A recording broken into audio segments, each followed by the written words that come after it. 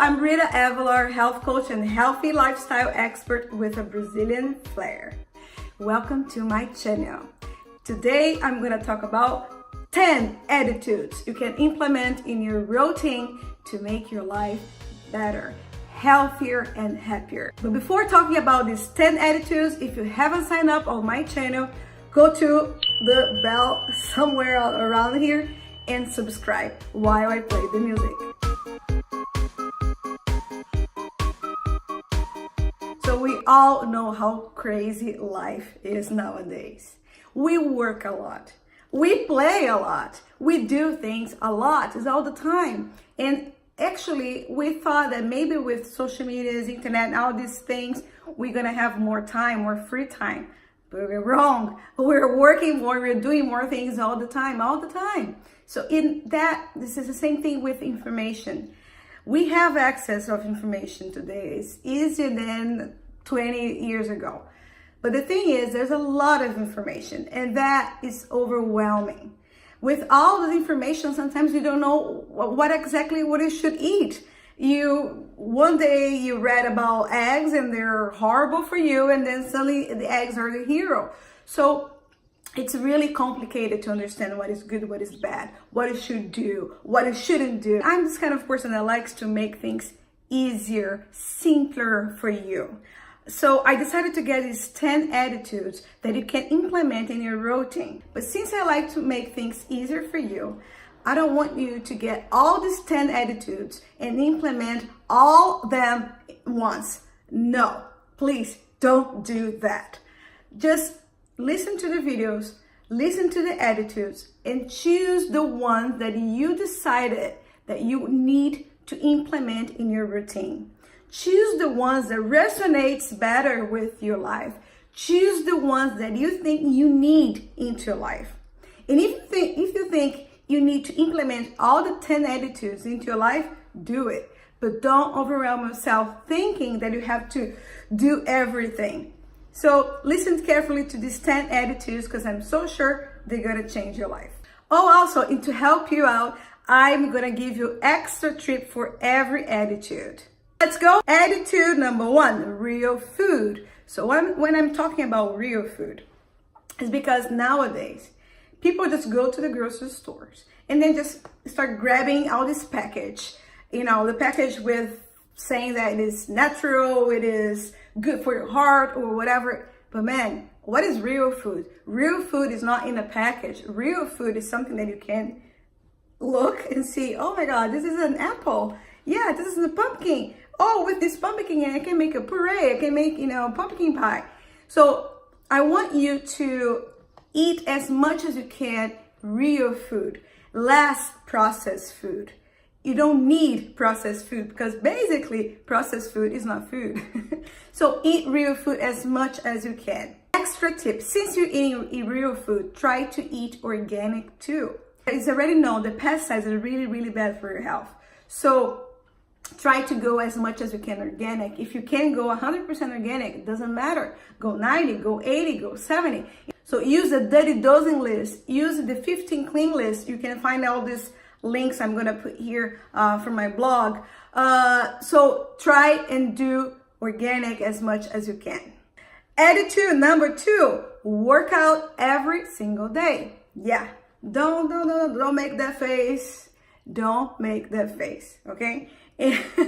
I know it sounds horrible for some people. It sounds overwhelming for some people. It sounds impossible for some people, but I'm telling you, it's not. When I say work out every day, I'm not saying that you have to go to the gym and do 2 hours of workout every single day. I'm not saying that you have to do a sport every single day. What I'm saying to work out every day is like 10, 15 minutes, 20 minutes, walking. You can simply walk. I'm here in my office. You just can like walk around here, just walk and jump. You can do YouTube videos for free. You don't even have to pay a gym or a studio, whatever. You have videos on YouTube for free. You can walk at a park, at the beach. There's many possibilities, but do work out every single day. And again, you don't need to do 2 hours of workout, 1 hour of workout if you don't have that time. But 15 minutes, 10 minutes every day is already a big thing. Extra tip, so for you don't get bored of doing the same thing every day, try to do something different every day. So one day you can try walking, another day you can try yoga class, another day you can try kickboxing class, another day you can try Zumba, another day you can, try weightlifting. There is a lot of options. You can, even if you're not paying a gym or studio or anywhere you go, again, find videos on YouTube and you can find different ones. Attitude number 3, water. Yeah, you have to drink water. You know that, everybody knows that, all the doctors already told you, and you read that in different magazines, websites, and etc. You have to drink water. That's it. I know the amount of water for each person will differ. So a person that works out a lot, a person that is an athlete, is different than a person that is not an athlete. So you're not gonna drink as much water. A person that is big, huge, tall is different than a short one like me. So you have to understand how much water you need to drink, how much water your body needs. The 8 cups of water every day is a good amount, just to have an idea. But the simple thing is, which is the extra tip, always carry a water bottle with you. BPA free, and please, even if it is BPA free, not plastic, please. But carry your water bottle with you all the time, so that way it reminds you to drink water. Attitude number 4, warm teas. This is something that is part of the Ayurveda medicine. It's part of the traditional Chinese medicines. Drinking hot, warm tea every day helps with inflammation in your body, helps a lot with digestion, helps a lot to calm down, to relieve headaches, to reduce high blood pressure. There's a lot of great benefits, of course, depending on which kind of tea you're drinking. But basically drinking hot tea, warm tea after the meals, it is a great thing for your digestion. An extra tip is always try to drink at least 1 cup of green tea every single day after your main meal. Attitude number 5, maybe you never heard about that. Maybe you never heard about this tip. But one thing that I really believe is that everybody has the ability to listen to your body needs. Everybody. I'm used to say that you are your best doctor. So start listening to your body. It's really, really important to find solutions, to find the missing part of your health that you can figure out. So one of the best ways to do that is by journaling. Journaling every single day. And then you don't have to write a book. You don't have to be a writer to do that. You're just gonna have a notebook, or even can write down on a cell phone or on your computer. You're just gonna write down whatever you want to write down about yourself, whatever is happening with you, whatever is happening with your body, how is your skin is looking like, how your digestion is going, what kind of food you're eating, what are your emotions. So write down this journaling every day. It is really helpful to understand what is going on with your body, what is going on inside of you. Also, I recommend for women, when you do that, also understand how your menstrual cycle is working. So you're gonna understand there's sometimes why you needed to eat, or you feel that you need to eat more sweets than ever. Why you're having this pain, but you know the pain's gonna be treated easily. Depends on where you are on your menstrual cycle. So it's really important to listen to your body, and the best way is by journaling. The extra tip for that is do your journaling right after you get out of your bed. You can, if you want to write down the foods that you ate, try to write down during the day, of course. But when you get out of your bed, write down everything that comes in your mind. And why is that? Because when you do in the morning, also you have some insights, some message that also you receive during your sleep, during the time you had your dream. So it's also really important for you to understand the message that your body wants to tell you, but the message that your mind and spirit wants to tell you. Attitude number 6. So talking about body-mind connection, another attitude that is really, really important, and that one, I'm sure you heard about it, is meditation.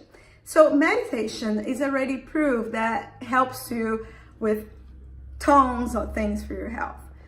One of the things that also I mentioned here before with other attitudes is reduce inflammation. So yes, meditation can help you with your physical body too, because it reduces the inflammation. And the inflammation is basically the main root cause of all diseases. So besides inflammation, meditation helps with many other things. And why is that? Because meditation brings you to the present moment. When your mind is into the present moment, you're not thinking about the future that's going to happen soon or in 10 years, which makes you anxious. And you're not thinking about what happened yesterday or 10 years ago, which makes you depressed. Meditation brings you to the present moment, and that helps you a lot with depression, anxiety, and brings your attention to the present moment, brings you understand what you really want in this moment right now. My extra tip is, if you're not used to meditate like every day, try a guided meditation. I'm gonna also put the link of my guided meditation here. What you can do is just like less than 15 minutes per day, and try to get a guided meditation. It will help you to get into the flow. Also, you can do like 5 minutes if you don't have that time. You can do 5 minutes, you can do 10 minutes, but just do it every single day. Attitude number 7 is sleep well. That's another thing that you might heard from someone. You need to sleep more. You need to rest. But even though you're not doing, even though the world is not doing, but it's really, really important. So that average of 8 hours is a good average. But you can sleep 7 to 8 hours. You can sleep even more if you want to and if you can. But sleeping well, not being interrupted, is also important. And for that, you need to prepare your room. You need to prepare yourself before going to sleep. That's the extra tip. Before going to sleep, prepare an environment, prepare your bedroom. You have to have clean sheets. You have to have a really dark, I'm saying like without lights in your room, a really dark room, so you can really rest your eyes.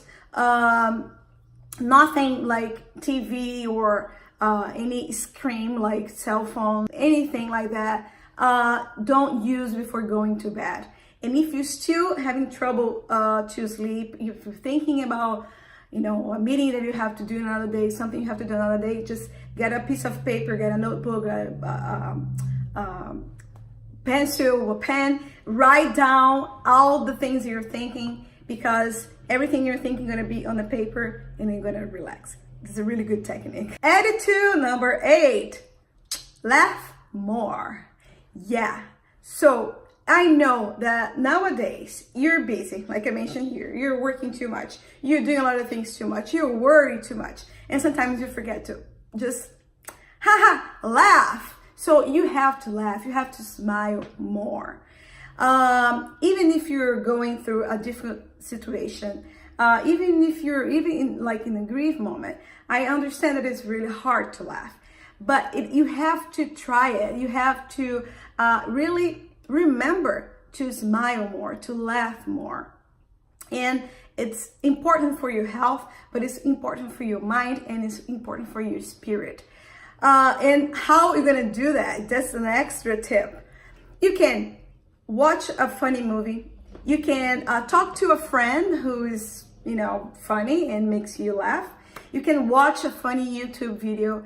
Do something that you know you're going to smile more. And if nothing's like helping you, or if you're not finding someone to talk that is funny, just go in front of the mirror and just give like a big smile. That will change your day, I'm telling you. Attitude number 9, eat less. But eat less while you're getting older. What that means. When I was, I think it was like 28, something like that, a doctor back in Rio, in my hometown in Brazil, told me that we need to eat less while we're getting older. And I was like, what? I don't get it. But nowadays I completely get it. I'm 42 years old, so it's completely different than when I was 20 years old. When I was 28 years old, you know, I was like with more energy than before, believe me. I had more energy than before. I was doing more things, you know, my hormones are completely different. So I needed to eat more. I was spending, you know, I was using my energy much more. As we get older, even if you're doing a lot of things, even if you still have a lot of energy like I do, you not using that much energy, the same amount of energy. So we don't need that much calories. We don't need to eat as we're eating like we were 20 years old. So when you're getting older, we have to reduce the amount of food. And how we're going to do that? You're going to reduce the amount of food for each meal. You're not going to repeat, you know, the meal. You're not going to do that when you're getting older. There is no way. Your digestion system doesn't work the way it was still working when you were younger. That's it. An extra tip for that. You can reduce the amount of food, the amount of your meals, but eat quality food, like I mentioned on the attitude number 1. Last attitude number 10, intermittent fasting. I know, you're gonna make the same face as you made for attitude number 2 about the workout. That you heard about it, you think it's just like a fad, and you don't want to think about it. But I'm going to explain how I explain to my clients. And when I explain to my clients what intermittent fasting is, they were like, oh my God, this is so easy. So intermittent fasting is a window that you're not going to eat, which you're going to fast, and the window where you're going to eat. More information. The window that you're not going to eat, the window that you're going to fast, should be the window that you don't need much energy. So that means when you sleep, you don't need a lot of energy, right? And when you're gonna eat is the time that you need energy. So that's really simple. So if you sleep 8 hours a day, per day, you're already doing a fasting for 8 hours. So if you're a woman, you want to do 12 hours per day, which I do, you just have to get this 8 hours. And since you're not going to eat right after and then go to bed, it's something really bad you have to stop doing. You have to eat and wait like about 3 hours to go to bed. So you have 8 hours plus 3 hours you have to wait to go to bed, right? So you already have 11 hours. And then when you get up, you can wait 1 hour. So you make 12 hours. That's just like an example, but just for you to understand that it's not that bad. And during that time, did you need that much energy? No, you don't. Intermittent fasting is a way to really relax your system, your body. Your body feels your body understands when it's time to use the energy and then use it better in a better way. You burn more calories too. And besides other great benefits for your health. So extra tip, men can do 14 to 16 hours per day. And women can do 12 to 14 hours. But I suggest if you've never done before, start with 12 hours. But no more than 14 hours for women, okay? So that's it. I hope you like it. Leave your comments if you have any comments, any suggestions, or any doubts about what I talked today. And I see you soon. Bye-bye.